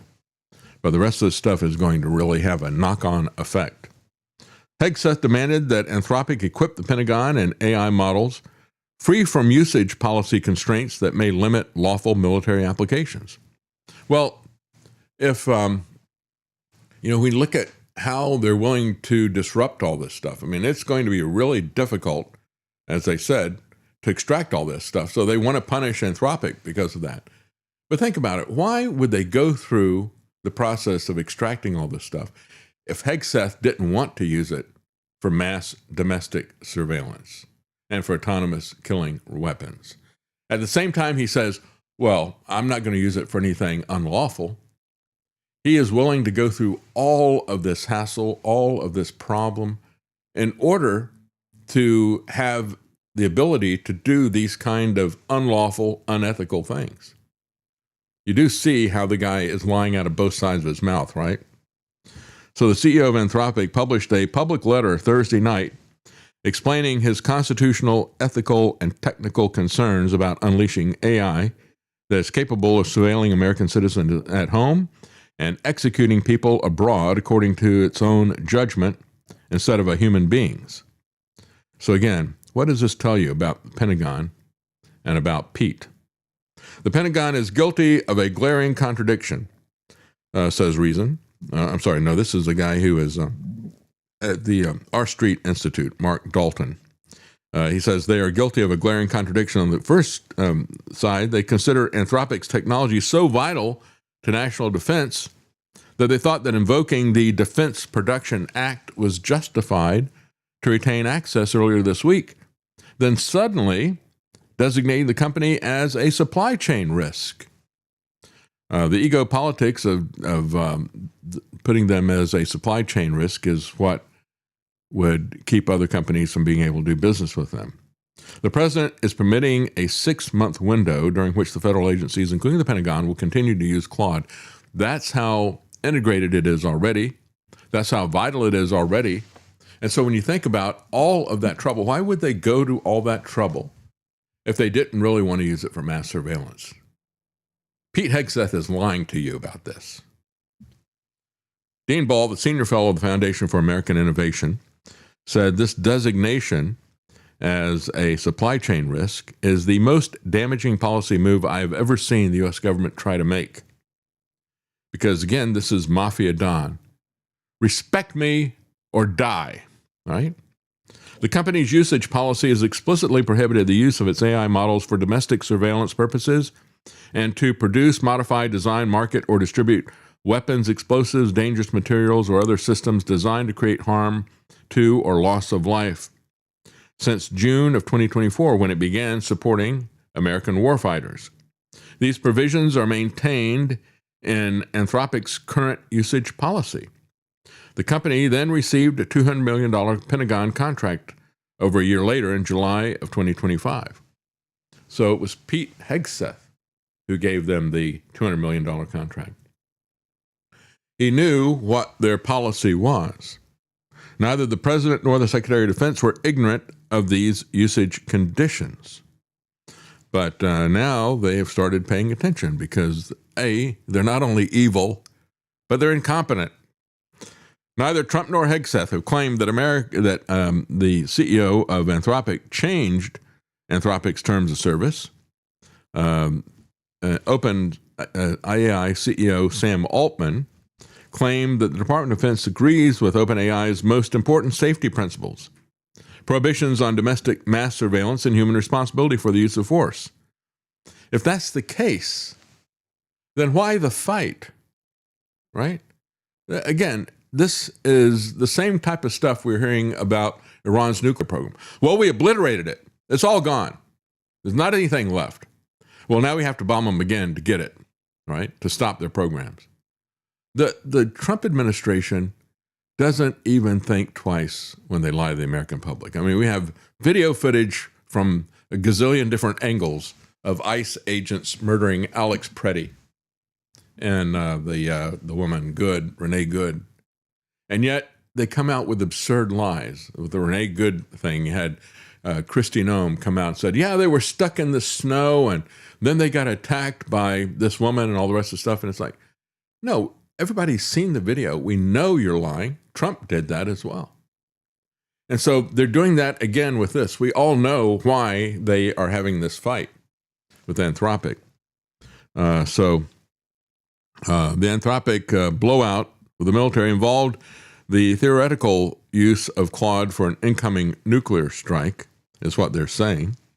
They said that hypothetical nuclear strike scenario, according to the Washington Post, a defense official told the Washington Post the Pentagon's technology chief posed an extremely hypothetical: would Anthropic let the military use Claude to help shoot down a nuclear-armed intercontinental ballistic missile?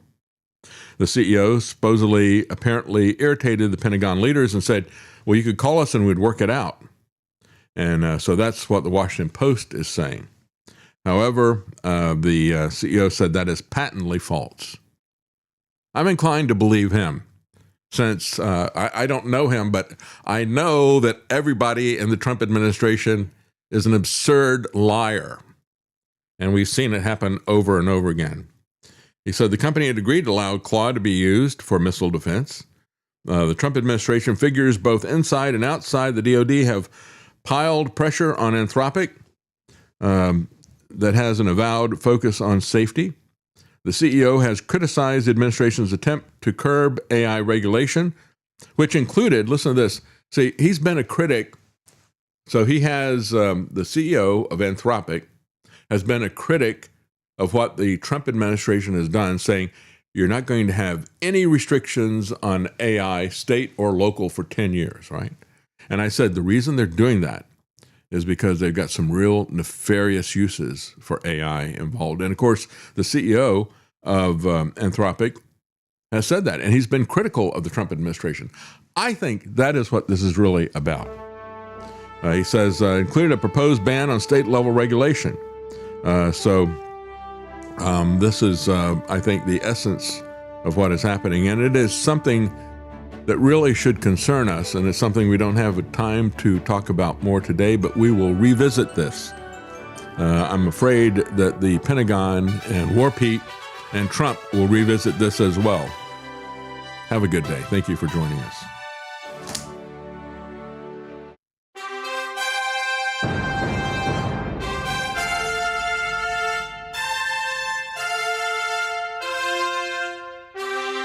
The Common Man. They created Common Core to dumb down our children. They created Common Pass to track and control us. Their Commons Project to make sure the commoners own nothing. And the communist future. They see the common man as simple, unsophisticated, ordinary.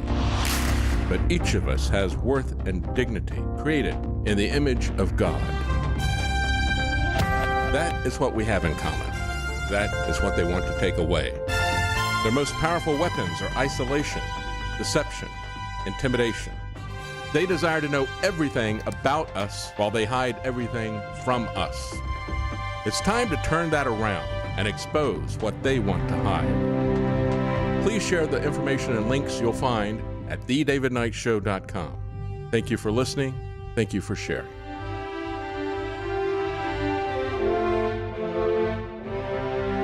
If you can't support us financially, please keep us in your prayers. thedavidknightshow.com.